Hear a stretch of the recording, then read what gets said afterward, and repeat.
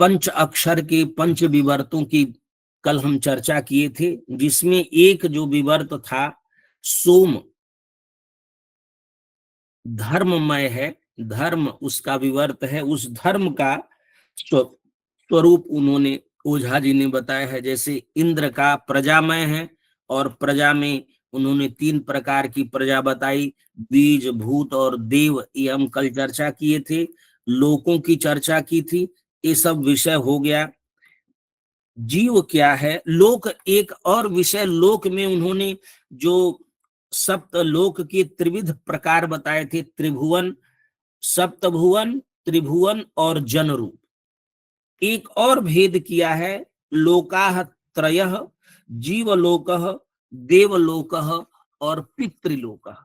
इन 3 लोकों में इन्होंने कहा इयमेव पृथ्वी जीवलोकः, पृथ्वी जीवलोक है, और एषः सूर्यः देवलोकः, और एषः चंद्रमा पितृलोकः। इस प्रकार 3 लोकों की भी उन्होंने चर्चा की।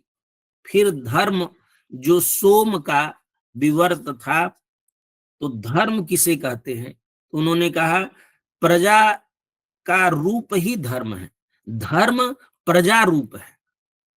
ते धर्माः, ते सर्वे धर्माः प्रजा रूपा। और उस 4 प्रकार के भाव के कारण धर्म भेद से 4 प्रकार के भाव बनते हैं। धर्म भेद से 4 प्रकार के भावों की चर्चा की। दिव्य भाव, वीर भाव, पशु भाव और मृत भाव। ये धर्म भेद से भाव 4 प्रकार के होते हैं। ऐसामेव भावानाम उत्पादकाः प्राण विशेषाः वीर्याणि। इन भावों के जो उत्पादक हैं, उन्हीं को हम वीर्य कहते हैं। और वह वीर्य 4 प्रकार के होते हैं, ब्रह्म वीर्य, क्षत्र वीर्य, विट वीर्य और शूद्र वीर्य। इस प्रकार से वहां पर चतुर ब्रह्म, क्षत्र, विट और शूद्र की वैदिक मीमांसा बड़ी सूक्ष्मता के साथ उन्होंने किया है। जैसे उदाहरण के रूप में उन्होंने कहा शांति लक्षण दिव्य भाव संपद्यते तदिदम ब्रह्म, तत्र उत्साह लक्षण वीर भाव तदिदम क्षत्रम। और इन सब की अच्छी मीमांसा की है। और उस मीमांसा के बाद उन्होंने कहा, क्योंकि इसको कंक्लूड करना था पुरुष को, तो उन्होंने कहा कि तदिदम सर्व जगत निर्वाहकाः वेद यज्ञ प्रजा लोक धर्माः। ये जो ब्रह्मा विष्णु इंद्र अग्नि और सोम के ये विवर्त थे, धर्म थे, वो वेद यज्ञ प्रजा लोक और धर्म। तो इन्होंने कहा तदिदम सर्वम जगत वेद यज्ञ प्रजा लोक धर्माः एव एते पंचभावाः क्रमेण। यही पंचभाव क्रम से ब्रह्मा विष्णु इंद्र अग्नि और सोम इत्येते पंचदेवाः। और इसी को उन्होंने कहा पंचाक्षर पुरुषावा संज्ञया व्याख्याता। ये 5 भाव और ये 5 पुरुष, इन दोनों शब्दों से अवहृत किया गया है। वेद यज्ञ प्रजा लोक और धर्म, उन्हीं को ब्रह्मा विष्णु इंद्र अग्नि और सोम इत्येते पंचदेवाः पंचाक्षर पुरुषाः वा संज्ञया व्याख्याता। अभी तक पहले दिन की कार्यशाला से लेकर आज तक हम लोग चर्चा क्या कर रहे हैं? हम लोगों की चर्चा शुरू हुई है पुरुष से, फिर पुरुष, फिर परात्पर पुरुष और निर्विशेष पुरुष। इनके स्वरूप की चर्चा चल रही है। पूर्व, पुरुष, परात्पर और निर्विशेष। अभी हम लोग पुरुष पर ही चल रहे हैं। पुरुष से आगे थोड़ा बढ़े हैं, तो उस पुरुष में 3 तरह के पुरुष थे, क्षर पुरुष, अक्षर पुरुष और अव्यय पुरुष। क्षरः सर्वाणि भूतानि कूटस्थः अक्षरः उच्यते, ये गीता में आया है। अक्षर की चर्चा हुई और अक्षर के 5 भेदों की चर्चा हुई, 5 कलाओं की चर्चा हुई। अब अव्यय की इन्होंने चर्चा शुरू की। कहा अव्यय क्या है? तो उन्होंने कहा तीनों को एक साथ देखो। क्षरः पुरुषः परिणामी कारणम, समवायी कारण है। अक्षरः पुरुषः निमित्त कारणम। ताभ्याम यद अन्यथ, इन दोनों से जो अलग है, स अव्यय पुरुष, उसको अव्यय पुरुष कहते हैं। और वह अव्यय पुरुष न कार्य है और न कारण है। ये तो कार्य कारण के रूप में आए थे, लेकिन अव्यय पुरुष न कार्य है न कार्य कारण है। कहा यद्यपि यह कारण नहीं है, तथापि सामान्य रूप से कारण है। यद्यपि एवं अस्मिन् अव्यय पुरुषे कारणत्वम निषिध्यते, अव्यय पुरुष किसी चीज का कारण नहीं है।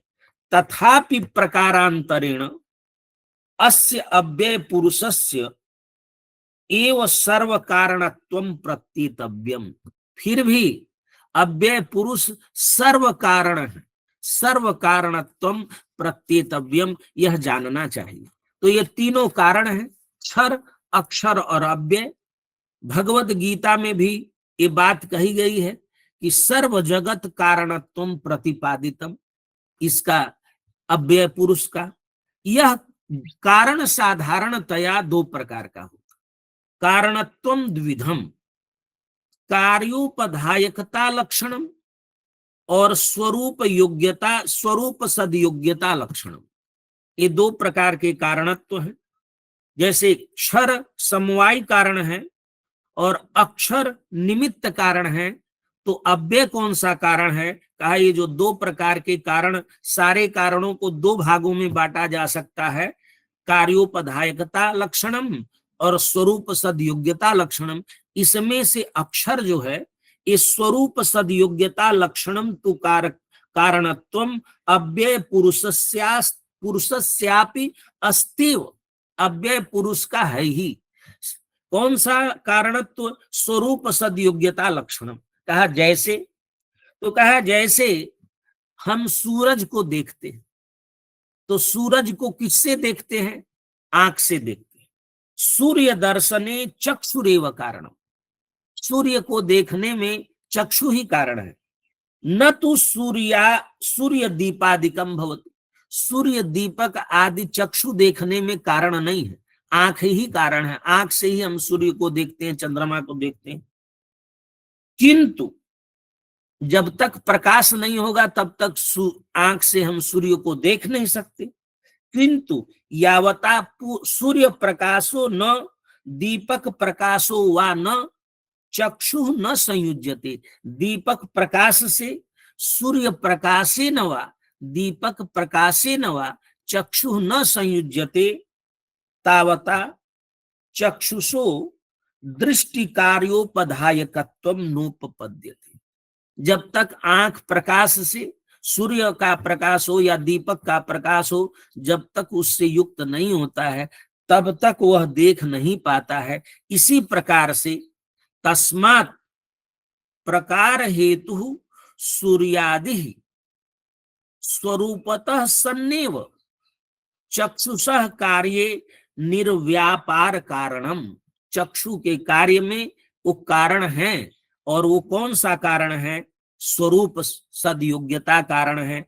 एवं अव्यय पुरुष भी स्वातंत्रेण स्वरूपतः पृथक सन्नेव, पृथक रहते हुए भी वह न समवाय कारण है न समवाय कारण है।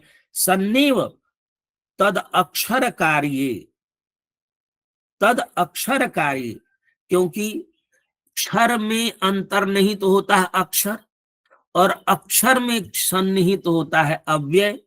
तो अक्षर कार्य निर्व्यापारम कारणम अव्ययस्यापि पुरुषस्य भवत्येव न तस्य कार्यम कारणत्वं च विद्यते।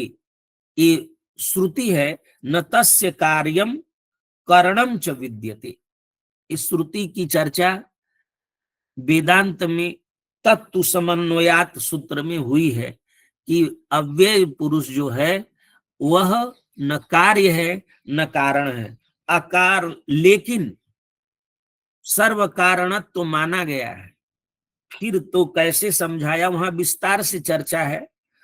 ओझा जी कहते हैं अकारणस्यापि एतस्य अव्यय पुरुषस्य सामान्यतः कारणत्वम वर्तति।